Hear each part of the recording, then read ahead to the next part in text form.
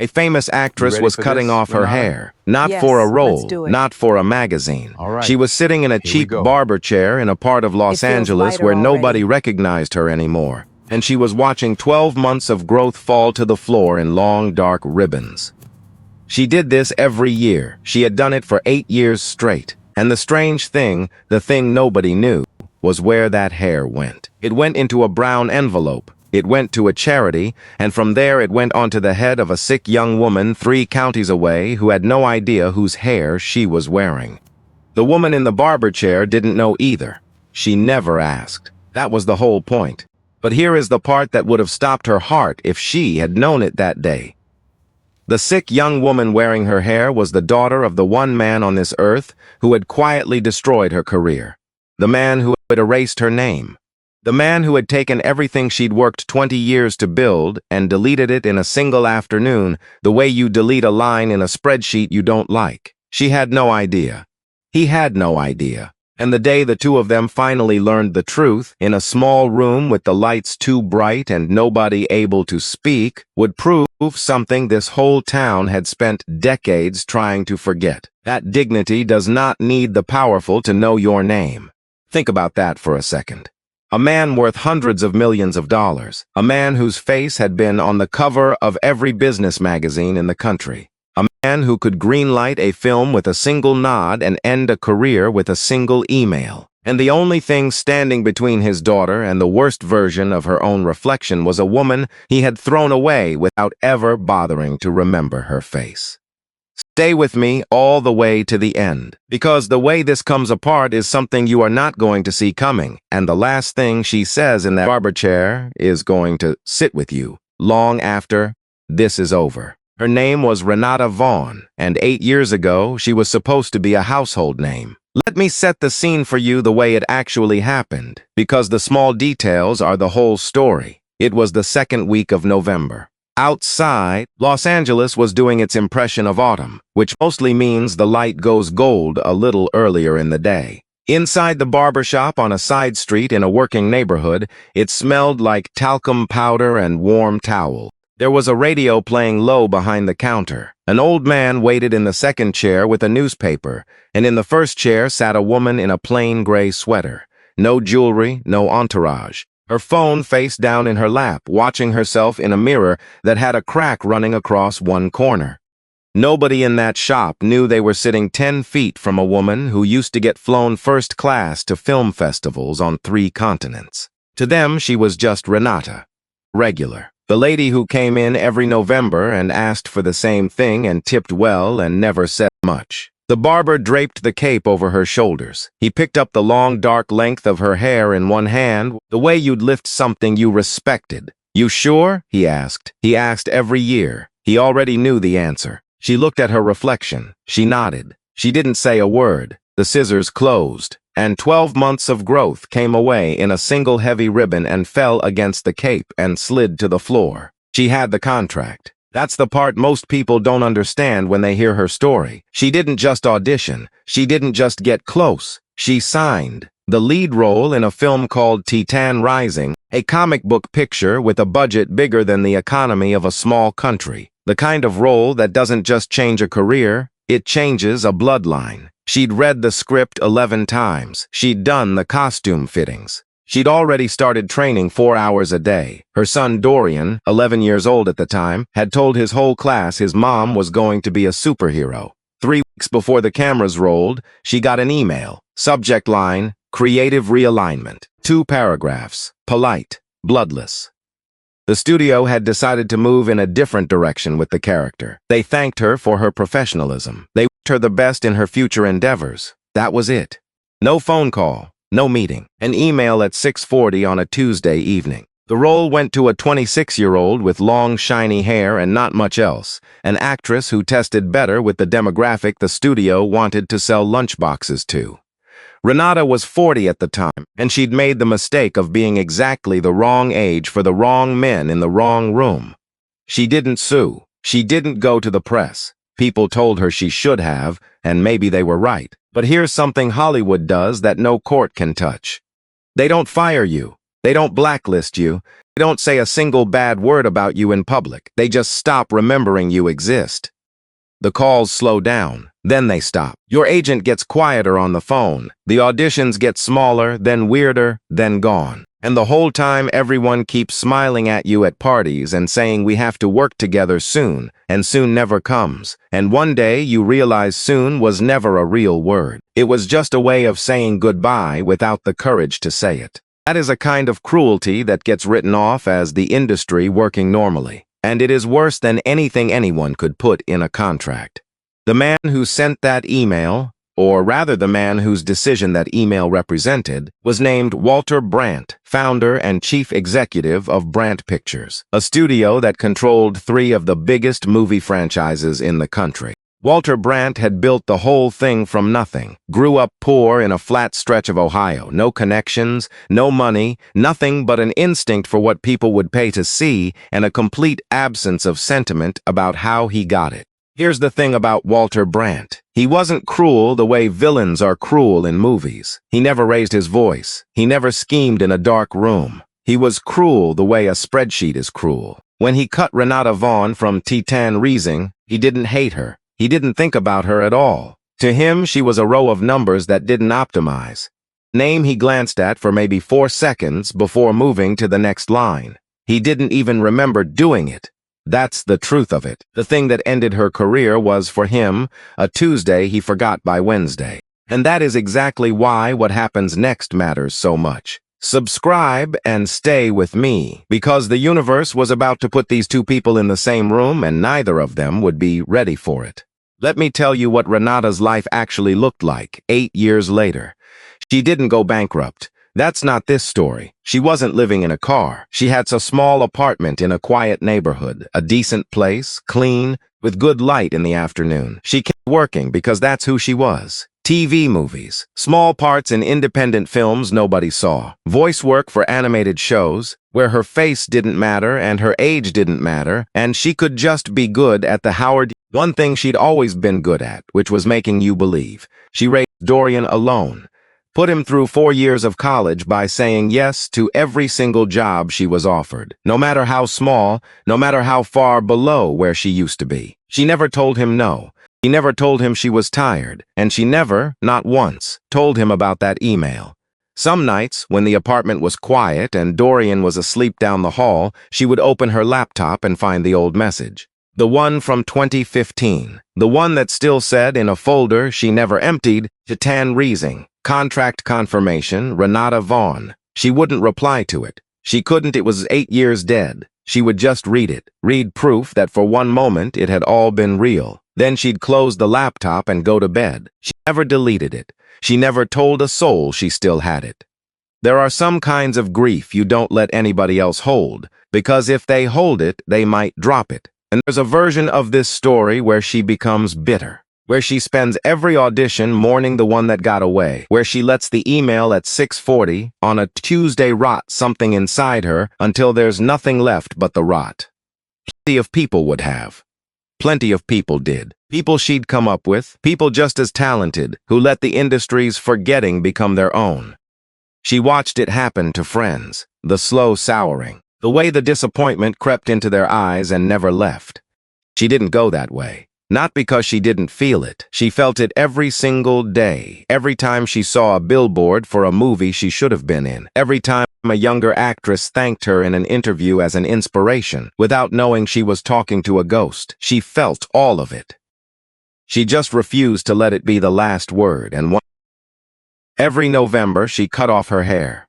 It started in 2016, the year after the email. A close friend of hers had lost a child to cancer, a boy 9 years old, and at the funeral Renata saw a photograph from his last months. He was wearing a cheap wig, the synthetic kind. Stiff plastic strands, the color slightly wrong, the whole thing sitting on his head like a toy somebody had bought at a costume shop. And something in Renata broke loose looking at that picture. She thought, this child spent his last year of life wearing something that looked like a Halloween prop because real hair costs thousands of dollars and nobody gave it to him.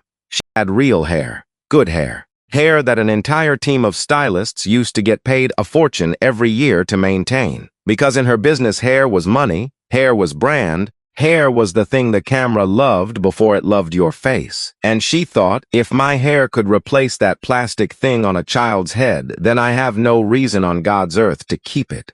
So every November she grew it out, 12 full months, and then she cut it all off and mailed it to a charity called Hope in Strands. She signed the donation card with a fake name, R. Carver, not because she was ashamed. Because the moment her real name was on it, it stopped being a gift and started being a press release. And she'd spent enough of her life having her kindness turned into someone else's marketing. Hope in Strands needs at least 10 inches of hair to make a wig. Renata's donations were usually 14, enough for one complete wig, one real wig, for one real person. The organization has a waiting list that runs into the hundreds. Most of them are young women. She never knew where her hair went. She never asked. She just grew it, cut it, mailed it, and started again. For 8 years, that was the rhythm of it, and she had no idea, none, that one of those wigs had ended up exactly where it would matter most. Now I have to take you somewhere else. Up to the 34th floor of a glass tower in Century City. Into the corner office of Walter Brandt. It was an ordinary Thursday. His assistant brought him the weekend numbers for the latest Titan sequel. $340 million in the opening week. Walter looked at the figure, nodded once, and said nothing. That was the entire range of his reaction. He'd seen the number before it existed. The number was never a surprise. Money on that scale had stopped meaning anything to him years ago. It was just the score, and he always won.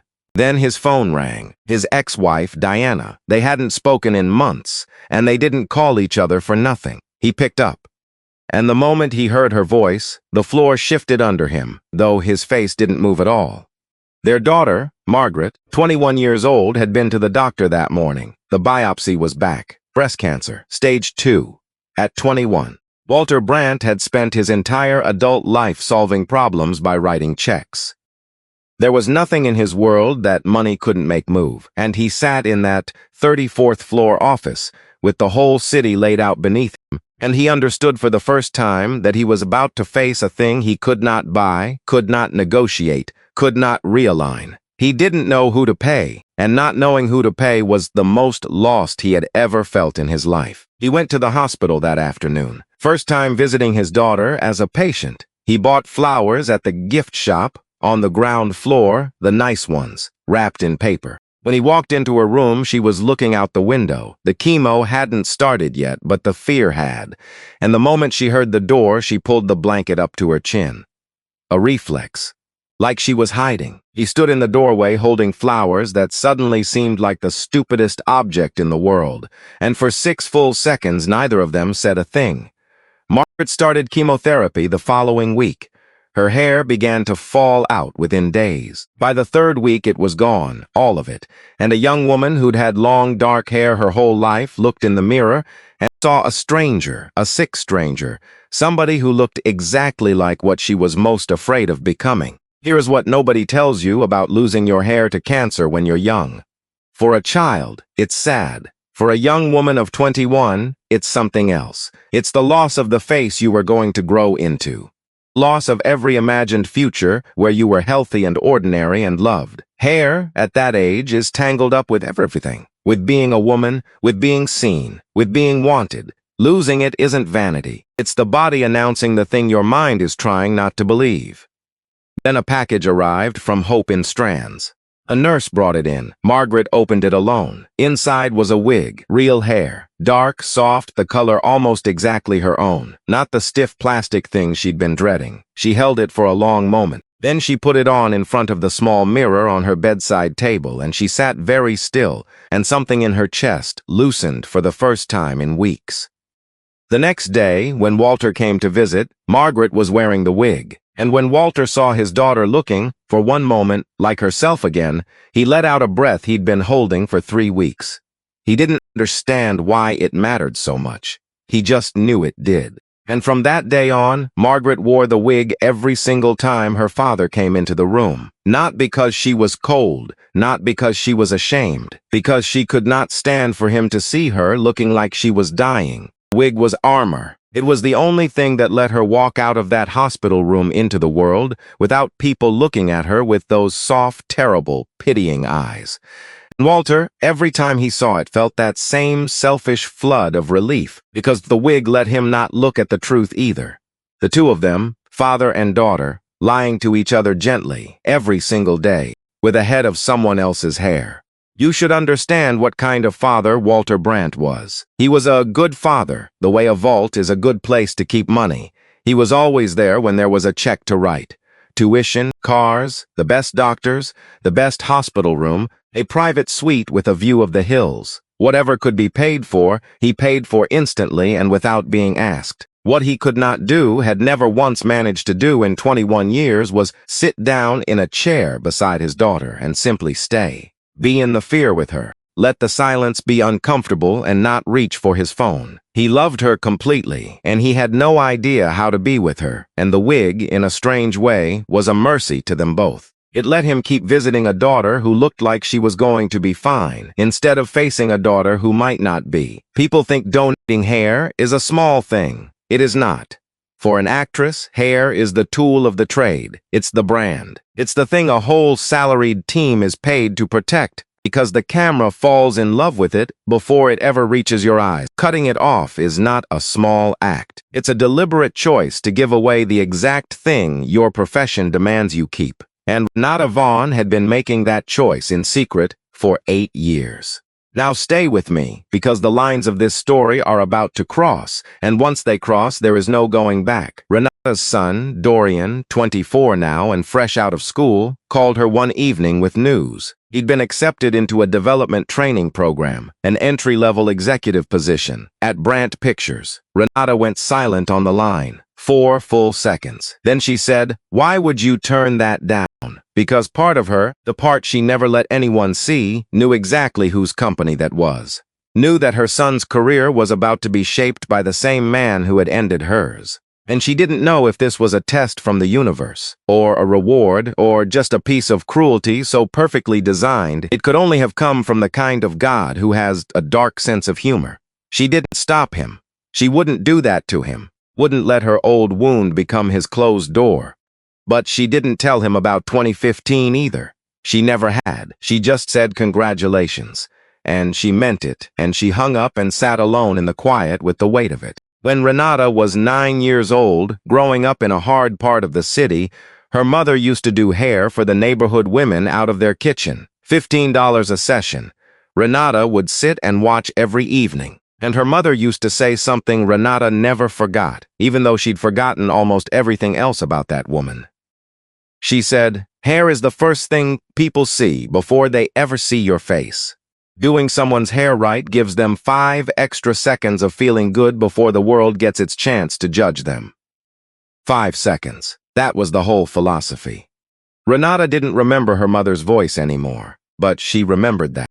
A few weeks into Dorian's new job, an envelope came to Renata's own mailbox, not from the studio, from Hope in Strands. The charity held an annual event. They called it Hair for Hope. Once a year, they invited a small number of their most significant donors to meet, in person, some of the patients who'd received their wigs. It was always voluntary, always anonymous until the very last moment. Donor and recipient never knew each other's names until both had agreed to meet face to face. And R. Carver, the donor with 8 unbroken years of giving, had been specially invited. Renata read the letter. She folded it. She set it on the kitchen table. She went to bed, and the next morning she got up and read it again. And then she did something she had never done in 8 years of giving. She said yes.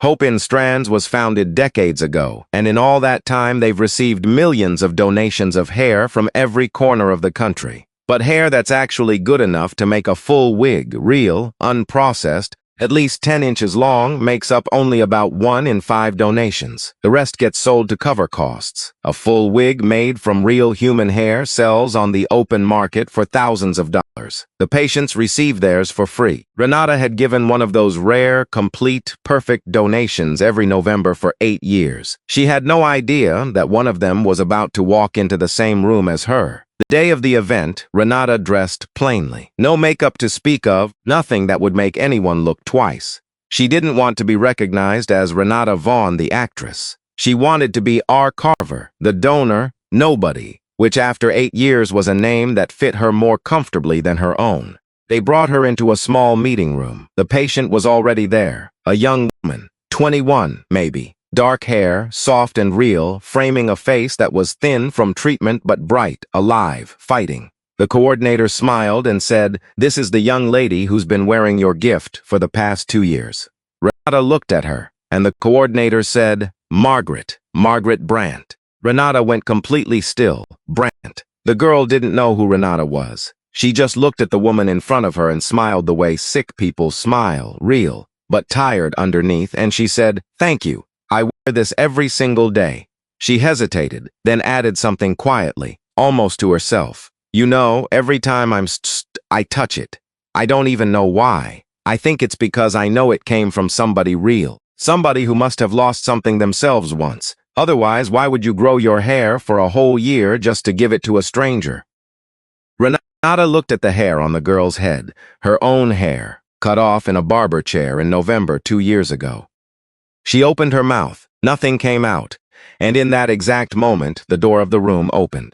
Walter Brandt walked in. He'd come to take his daughter home. He saw the woman standing across from Margaret, and he stopped. He recognized Renata first. It took him less than a second. Renata recognized him a heartbeat later. Margaret looked from one of them to the other, not understanding why the air in the room had suddenly gone so heavy, why two grown adults were standing there like the floor had dropped out from under both of them. For a long moment, nobody spoke. The only sound was the hum of the fluorescent light overhead. Walter Brandt, a man who had never once in his life been caught off guard in a room, stood frozen in a doorway, holding the truth he hadn't earned and couldn't put down. The woman he'd erased 8 years ago had been the one keeping his daughter whole. He found Renata alone in the hospital corridor a little later. Margaret was getting her things together. Walter came up beside her, and for the first time in his life, the words didn't come out smooth. "I didn't know," he said. "I swear to you, I had no idea it was you." Renata looked at him. Her voice was flat and calm.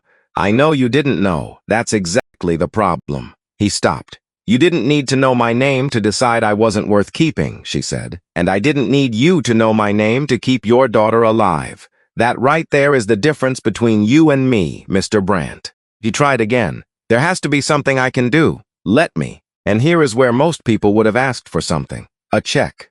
An apology in writing. A role. A second chance. 8 years of a stolen career, and the man who stole it was standing right there, cornered, willing to pay anything to make the feeling go away. Anybody would have understood if she'd named a price. There's nothing to do. She didn't say it cruelly. She said it plainly, which was worse. Your daughter is getting better. That's the only thing in that room that matters. Don't turn this into a story about you. Walter Brandt had spent 40 years turning everything into a story about him, and standing in that hallway he found, for the first time, that he had nothing to write a check for, no one to call, no problem to realign. The thing in front of him couldn't be fixed with anything he owned. It could only be felt, and he had spent so long not feeling things that he'd forgotten how it was done. People love to say forgiveness is something you do for yourself. Renata didn't forgive Walter Brandt. She did not forget the email at 6:40 on a Tuesday. She did not erase 8 years of stopped phone calls and shrinking rooms. But she refused to let the man who took her future also take the 8 years that came after it. That's not forgiveness. It's something harder to name, and far less pretty, and a great deal more real. It's the decision to keep being yourself when the world has decided you're nobody. Later, when it was just the two of them, Margaret asked her quietly, "Is there something between you and my dad?" Renata looked at the 21-year-old in front of her, wearing her hair. "Yes," she said, "but it's between me and your father. It has nothing to do with you." Margaret nodded. She was quiet a while. Then she asked, 8 years. Did you ever think about stopping?" Renata thought about telling her the easy answer. She told her the true one instead. "Yes, the 4th year. I cut it all off, and then I sat in my car in the parking lot and cried. I didn't know why I was doing it anymore. Didn't know who got it. Didn't know if it meant anything. So why didn't you stop?" Renata almost smiled, because by then it had already started growing back. Now here is what happened to Walter Brandt, because this is the part you've been waiting for, and it matters.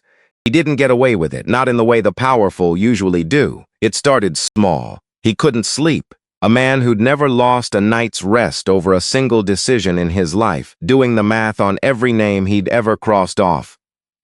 Every name he'd ever crossed? A list with 4 seconds of attention. He started pulling old files. He found the email. The actual email. Creative realignment. He read his own words back, the polite, bloodless paragraphs, and for the first time he read them the way she must have read them, at 6:40 on a Tuesday.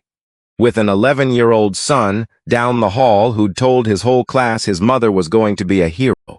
He went looking for how many others there had been. He thought there'd be a few. There were dozens. Page after page of people he'd realigned, optimized, moved past. Names attached to whole lives he'd never once considered. Actors who'd had one bad test screening. Directors who'd asked one too many questions. Writers who'd been a little too old, a little too honest, a little too inconvenient to keep around. And he understood, slowly and then all at once, that he had spent his entire career being the email, the thing that arrived in the evening and ended everything by morning. He pulled one file in particular, Renata's. He wanted to see what the actual reason had been, the real one, the one underneath the polite language. He found the internal notes from 2015, and there it was, in a marketing executive's shorthand, the truth he'd signed off on without reading closely. 3 words about a 40-year-old woman with 20 years of craft. Doesn't move product. That was it. That was the whole verdict. Doesn't move product. He had ended a person over a phrase you'd use about a breakfast cereal. He sat with that for a long time. The board of Brandt Pictures had been circling him for 2 years. His instincts, the very instincts that built the company, had been calcifying into the same 3 franchises, run the same 3 ways, and the industry had started to move without him. When the casting practices at his studio came under public scrutiny, a pattern of older performers and performers of color quietly removed from projects late in the process, the board had everything they needed. They asked for his resignation. He gave it. Not in a blaze, in a memo, a polite, bloodless memo, 2 paragraphs, the irony of which was not lost on him for a single second. The man who erased people for a living was, in the end, erased by the same machine he'd built. And the worst part, the part that actually broke him, was that he finally understood it from the inside. He finally knew what it felt like to become a row in someone else's spreadsheet.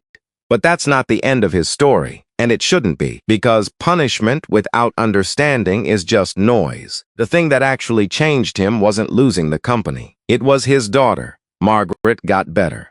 The treatment worked. Her hair grew back, slow and thin at first, then her own again. And one evening, months into her recovery, sitting at dinner with her father, she told him she wanted to do something with her life that mattered. She wanted to work with Hope in Strands. She wanted to help the next young woman get the wig that had carried her through the worst year of her life. And Walter Brandt, former Titan, erased man, looked at his daughter and realized that the woman he had thrown away 8 years ago had not only kept his child alive, she had given her something to live for.